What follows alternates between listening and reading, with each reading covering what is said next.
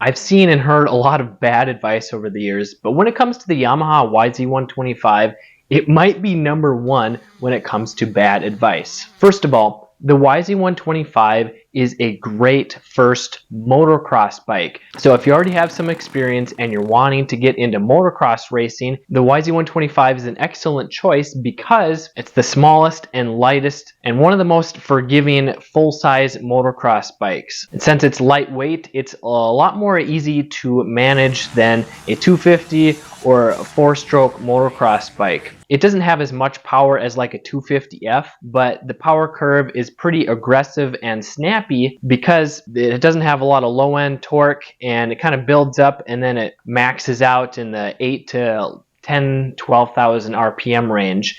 And this forces you to keep it in a very specific RPM range if you want to accelerate quickly, which means that you have to have good riding technique and be using the right gear and have good clutch and throttle control. But when it comes to looking for your first dirt bike, I get quite a few people asking me, is the YZ125 good to start out on? Well, even if you're tall enough, and the YZ125 has a fairly tall seat height, so it's hard to touch the ground if you're 5'6" and shorter. But when it comes to the question, is it a good first dirt bike? I'm always going to recommend no. Even if you're used to riding motorcycles on the street, powerful four-wheelers, snowmobiles, jet skis, the YZ125 is not good for several reasons. Reason number one is the power is very snappy. And what do I mean by that? Well, since it doesn't have much bottom end power, it doesn't accelerate very much in the lower RPM range. So you got to rev it up. And when you do rev it up and you're not used to that 125 two-stroke power band,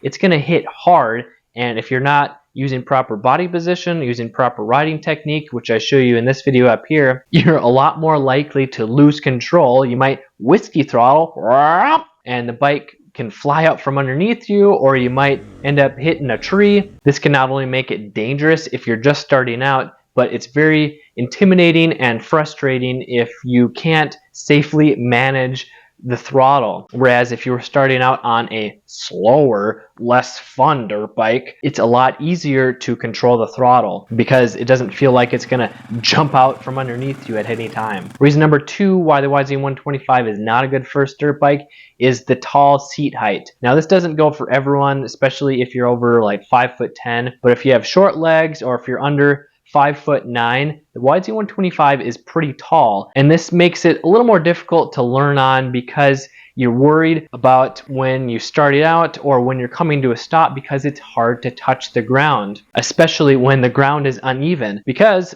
if you come to a stop and you can't touch the ground, well, you're probably just going to fall over. This can cause an injury, but most of the time it's just frustrating and exhausting because you're falling over and constantly picking your bike back up. Reason number three is the stiff suspension. The YZ125 has motocross suspension, which is set up for motocross tracks, motocross racing with big jumps, big whoops, which means it's going to be a lot stiffer than your average trail bike. So when you're riding at low speeds, you're just starting out riding 5-10 miles an hour, or if you're trail riding with little rocks and bumps, you're going to feel all of those bumps because that stiff suspension isn't going to absorb them as well as a trail bike with softer suspension. So this is going to cause you to get exhausted quickly because you feel it in your hands and arms, all the little bumps, and it can cause you to lose traction more easily because the stiff suspension can't absorb it. It's going to bounce off of the ground, it's going to lose traction, and this can cause you to slide out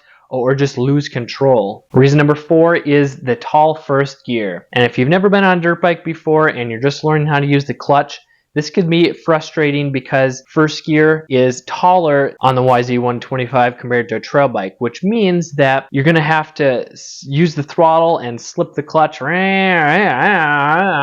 to have to get going about 7 miles an hour before you can let the clutch all the way out and put your feet on the pegs without stalling. Whereas on a beginner-friendly trail bike, you only have to go about 3, maybe 4 miles an hour, about half the speed when you can put your feet on the pegs and let the clutch out. This boosts your confidence a lot quicker because you're not constantly worried about stalling and falling with the bike. And reason number 5 why the YZ125 is not a great first dirt bike is because of the higher maintenance intervals and the more frequent rebuilds in the long run. So if you want to keep your dirt bike for more than a year and you want a low maintenance dirt bike, one that you don't have to work on as much as you ride, the YZ125 is a reliable bike, but since it's a race bike, it requires more frequent air filter changes, more frequent oil changes, and the top end, the piston and rings and cylinder aren't going to last as long as a trail bike. So you might get